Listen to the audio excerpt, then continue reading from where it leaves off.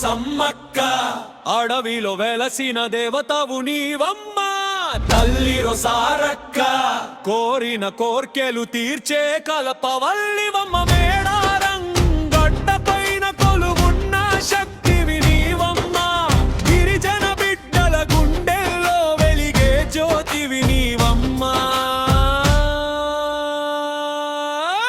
అన్నుల భారం మోపిన రాజుల ఎదిరించిన విరమాతవమ్మ. కరువుతో హలమటించే ప్రజల కన్నీరు తుడిచిన మాతవం. కుమభరణివై చిలుకల గుట్టన దాగి ఉన్నావమ్మ. రెండేళ్లకోసారి గద్దెకు దిగి వచ్చి మా కష్టాలు తీర్చేవమ్మ. రెండేళ్లకోసారి గద్దెకు దిగి వచ్చి మా కష్టాలు తీర్చేవమ్మా.